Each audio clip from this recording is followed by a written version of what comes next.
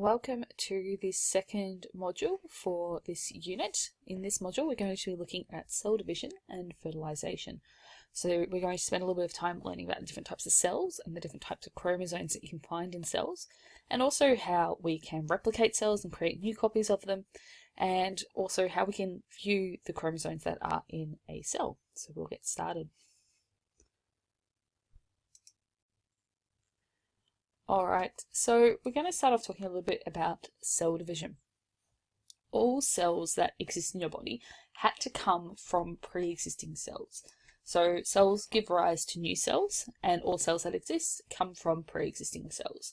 Now, before we can actually have a cell divide and form new cells, it has to actually replicate its DNA. Because if that cell is going to divide and split into two, we'll need two copies of the DNA that's normally in there, so you get one copy going into each cell. So for cells to divide, the DNA actually first has to replicate, so it can actually then be divided into its daughter cells. So it's a really key process that needs to happen first, and we'll talk about that now. So DNA replication. All new cells are going to need their own set of DNA. All cells have a full complement of all the chromosomes, they have a full set, but if you're making new cells, you're obviously going to have to pass on a new set to both of those new cells that you're making, so we need to replicate them to the DNA to do that. So when we talk about DNA replication, we're really talking about a way of copying that DNA, and that's what DNA replication is. Now, in a cell's lifetime, it goes through different sort of stages. And DNA replication occurs during what's known as the synthesis phase of this cell cycle, of this cell life cycle. And the synthesis phase is called the synthesis phase because that's where new DNA is synthesized, or new DNA is being made and replicated. And this is a phase that happens before the cell actually divides. It has to make sure that this is fully done before the cell can then go into division. So this part happens well in advance of the cell actually dividing. So there are two main stages when it comes to copying DNA and replicating it. To put it simply, the first stage is where the DNA is going to unzip and open up so it can actually be read and be copied, and the second stage is where it's actually being copied. So DNA gets unzipped by an enzyme known as DNA helicase. If you think about the DNA as a double helix, helicase opens up that double helix. That's where its name comes from. And so there are bonds between the nucleotides on both sides of that DNA that are held together by hydrogen bonds. And hydrogen bonds are great for holding those bases together and keeping the two strands of the DNA joined. But in reality, hydrogen bonds are actually pretty rubbish and quite weak. And so they're actually really easy to break. So basically, it's like having a zipper, and the DNA helicase comes along and it unzips the DNA and separates the two sides. So it's like a done-up zipper, and then the DNA helicase comes along and unzips it and separates the two sides. Now we've got the two sides of our DNA exposed and opened up. We have a different enzyme that comes along called DNA polymerase, and its job is to come along and make a new DNA polymer. So polymerase, polymer in there. The whole point of DNA polymerase is making a new polymer of DNA. So that's its job, and it comes along, it attaches to the two different sides of the DNA, and it moves along, it reads the DNA that's been exposed. You've got one molecule of the enzyme on one side and one molecule of the enzyme on the other side, and so they're reading the two different sides of the DNA that's been opened up, and as they're reading it, they're getting new nucleotides come in, and they're creating a new chain attaching to that original one. And so you can see in the diagram here, we have our old DNA, and that's been opened up, so you can see the blue chain from the old one goes up here and the green one goes down here, and then attached to each of those old sides we have new DNA chains being formed, and they're attaching, and we end up with a chain over here that's new and a chain over here that's new, and what it's really made up of is one original one plus one new one. And what's going to happen is you're going to have a chromosome that kind of looks like the letter I, and as it all gets duplicated, we end up with another copy that's attached to the original one at the middle, and we end up with what's called a duplicate chromosome. And so it looks more like a letter X there. And that's basically the whole premise. Your DNA unzips, and then it gets copied where it's been unzipped. So that's how DNA is replicated. So to see this sort of animated and how this is happening, we're going to watch a video that goes through it. It might be hard to believe, but at the very start of your life, you're a single, microscopic cell called a zygote. Your body now contains millions of cells, which all came about by the process of cell division. Cell division happens when one cell divides to form two cells, and it is the basis of growth and repair in humans. It's also used for asexual reproduction in organisms like bacteria. But a single cell cannot just split itself in half to form two whole new cells. They would essentially only be half a cell. Before the cell divides, everything inside needs to be copied. This includes all of the parts of the cell, like the mitochondria, as well as the chromosomes inside the nucleus. A human body cell contains 23 pairs of chromosomes, 46 altogether. During cell division, the DNA in the chromosomes is copied or replicated to form 46 pairs, double the number of chromosomes. These pairs split apart when the cell divides to form two new daughter cells, each having the correct number of chromosomes. The splitting apart of the chromosome pairs happens during a stage in cell division called mitosis. Let's take a closer look at DNA replication. DNA is made up of many nucleotides, each containing a base represented by the letters A, T, C, and G. A piece of DNA contains two strands of nucleotides, twisted together to form a double helix. The strands are complementary. This means that whenever there is an A in one strand, it will be joined to a T in the opposite strand, and wherever there is a C, it will be joined to a G. If you are not familiar with the structure of DNA, then take a look at this video. During DNA replication, the double helix unwinds. Then, an enzyme called DNA helicase unzips the DNA so the two strands are separated. This happens at several points along the DNA. An enzyme called DNA polymerase attaches itself to the DNA strands and is used to add complementary free nucleotides to the now exposed bases on both strands. A pairs with T and C pairs with G. This forms two DNA molecules, each of which have one brand new strand, and one from the original DNA. These two strands twist to form a double helix. The two new DNA molecules are both identical to the original DNA molecule. In some ways, DNA replication is similar to transcription, a process that happens during protein synthesis. They both use enzymes to join free nucleotides together, and they both take place in the nucleus, but there are important differences. In DNA replication, each DNA strand is used as a template to make two new identical DNA molecules. In transcription, the coding strand of the DNA molecule is used to produce a single strand of RNA. So, to recap, in this video you have learnt why DNA needs to be replicated before a cell divides and how this takes place. Okay, so with our DNA, it's gone through this replication process. It produces DNA that's made up of half old original DNA and half that's the new stuff, like we can see in the diagram down the bottom here. So you can see here how our whole new daughter molecule has one side that's got the blue backbone from the original one and one side that has the red backbone from the new strand. And so you end up with these new DNA molecules that are sort of half original, half new DNA. And so that's actually really important. It's actually got a specific name, and that's what we can see up here. It's called the semi-conservative model. So what that means is the idea that you're conserving or you're keeping part of the original, but we're not, in a new DNA strand, you're not keeping it all being the original. It's only part of it, or semi-original. And so each strand is semi-conserved some of the original one. So it goes through this whole process of DNA replication, and we end up with two new identical double strands of DNA. It's really important that they're identical. They're identical not just to each other, but they're identical to the original DNA. And so each new molecule consists of one parental strand, so one from the parent DNA molecule, and one new daughter strand. And overall, we end up with two new daughter molecules, like we have here.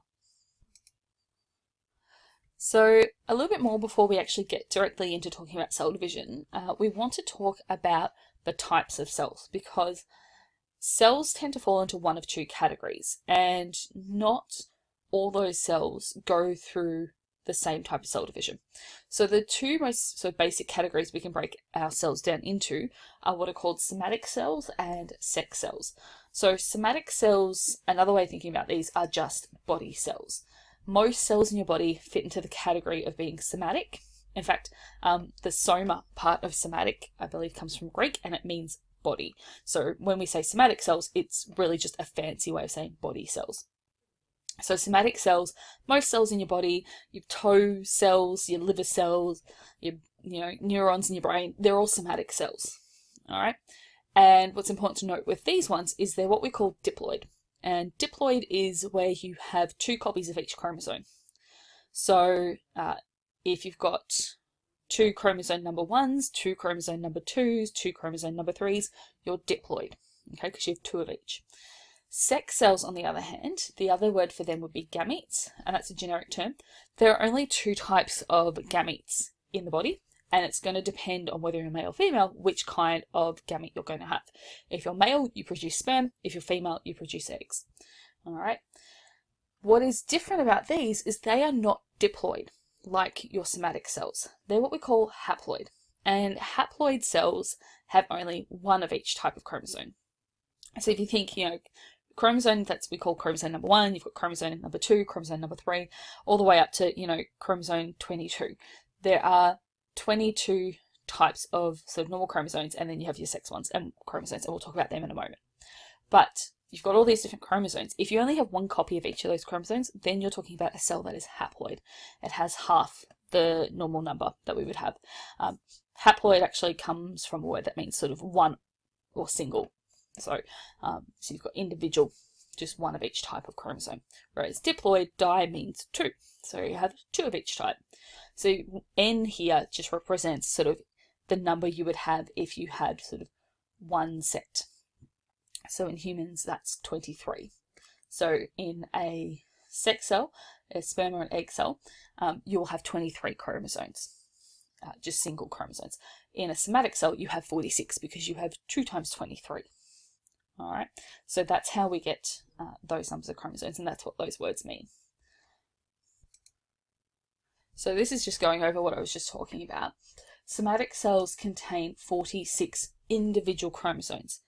Now they do this by having them in pairs. So you have 23 different types of chromosomes, and in a somatic cell, they're paired up. You have 2 of each type of chromosome. So if you have 2 times 23, that's going to give you a total of 46 overall. Okay, so somatic cells have 46 chromosomes, but they're grouped into 23 pairs. In your somatic cells, they're made up of you getting 23 of them from your dad and 23 of them from your mum. So dad gives you half of your chromosomes, mum gives you the other half. So they each get to give you 1 of each type. So dad's going to give you 1 chromosome number 1, and mum's also going to give you 1 chromosome number 1. And that's where you get your pair of chromosome number 1s. And overall, you end up with 46. Sex cells, on the other hand, have half of that. They only have 23 chromosomes. Not 23 pairs, that's 23 individual chromosomes. They only have 1 of each type of chromosome. So the reason for this is if you have a sex cell, an egg or a sperm cell, and it, say, had the full number of chromosomes like a somatic cell does, which is 46, gametes, your sex cells, will eventually be partnered with the other type of sex cells. So you'll always end up with your egg and sperm being partnered together, and that's how we make babies. The problem there is if you had 2 sex cells, you had an egg cell and a sperm cell, and each of them had 46 chromosomes, when they got together and they joined up to be fertilized, you would end up with a new cell that had 46 coming from one sex cell and 46 coming from the other sex cell. And so overall, you're going to end up with a total of 92 chromosomes in that baby starting cell. And you can't have that. If you do something like that, that fetus will not survive. It won't develop. Okay, so we need to end up with a starting cell for our baby that only has 46 chromosomes, which means each gamete can only contribute 23. And so that's why your sex cells have a different number of chromosomes. It's because they can only contribute and should only be contributing half the genetic information to the new baby. All right, and your somatic cells are sort of the result of that combination. That's why they have the 46. So you can see down here in the image, this is a somatic cell. You can see all our chromosomes are actually paired up. So they're in pairs, but the gamete has only one of each of those types of chromosomes. So they're all little singles by themselves. They don't have their pairs anymore. And that would be because if you had this gamete and you got another gamete like it and you combine them, you would end up with chromosomes that were able to pair up. You'd end up with two of each kind, which would be what gives rise to somatic cells. Alright, one last thing before we actually end up digging into cell division is just understanding that not only do we have two different types of cells, we have two different types of chromosomes in our cells.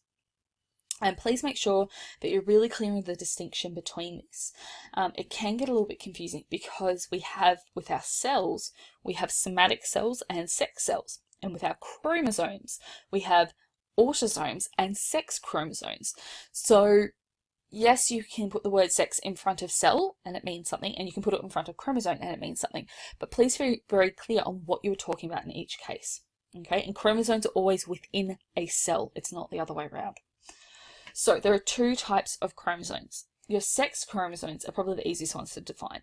Those are the X and Y chromosomes, and they're the ones responsible for determining your gender, your sex. Okay, so somatic cells will have a pair, and those are the cells we're interested in when we're talking about somebody's sex or something like that. Your gametes, your sex cells on the other hand, will only have one because each parent contributes one sex chromosome to the baby. Okay, now in your somatic cells, if you have two X's, so your XX, that will mean you're female, and if you are XY, that will mean you are male. Now, what that means is that females can only ever give X's to their offspring in their gametes because they can only ever pass on that chromosome. They don't have a different sex chromosome to pass on. Whereas males could pass on an X or a Y in their sperm. And so it's actually guys who are responsible for the gender of a baby. So when you talk about, like Henry VIII, who desperately wanted a son and, went through 6 different wives trying to get himself a son and only got one, and he kept blaming his wives. It actually wasn't their fault. It was entirely his fault because he was the one passing on the determining sex chromosome to all his offspring. So bit selfish there on his part. But that's what sex chromosomes are. They're only the X and Y chromosomes. It's just a generic term for those two types of chromosomes. Every other cell every other chromosome that you have in a cell gets called an autosome. Okay? All the other chromosomes are autosomes. So somatic cells, your normal body cells, they have 44 autosomes. Now remember, they have a total of 46 chromosomes, and the reason they only have 44 autosomes is because the next 2 chromosomes are sex chromosomes. So 45 and 46, those chromosomes are either XX or XY. So there are 44 autosomes in a somatic cell. And in a somatic cell, each autosome is going to have a matching partner, and its name is a homologous chromosome. You can see our definition for it here. So homologous chromosomes are chromosomes with the same genes in the same places. If I actually break this down really quickly, you can see that the name here is telling us this. So the homo part means same. It's a common prefix that we use in science to often mean same. Hetero would mean different. So here homo means same, and the logos part is talking about like location. And so what's saying is same location chromosomes. It's talking about chromosomes that have genes in the same locations. So it would talk about, chromosome number 1 might have a gene for eye color. It might then have a gene for hair color, and then, whether or not you've got webbing between your toes. Well, if you have another chromosome number 1, it will also have those same genes located in the same spots along the overall chromosome. So that's what homologous chromosomes are. They're chromosomes with the same genes in the same places. All right. Now, in your somatic cells, like I was saying, you have 44 autosomes, and they're paired up in their homologous chromosome pairs. So what that means is there's actually 22 pairs of autosomes total. So 44 individual autosomes in a somatic cell, 22 pairs of autosomes in a somatic cell. If we were talking about a gamete, or aka a sex cell, then there would be only 22 single or 22 individual autosomes in there. So there's 22 individual ones. They're not paired up at this point if we are talking about gametes / sex cells, which are the same thing. Okay, somatic cells on the other hand have 44 individual ones, and those are grouped into 22 pairs. Alrighty, so actually going to pause now. This is going to be the end of part 1, and so there's going to be some other work for you to do. Take a breather, and when you come back for part 2, we'll be looking at cell division and the 2 main ways cells divide depending on what end goal they're trying to achieve. So that's it for now.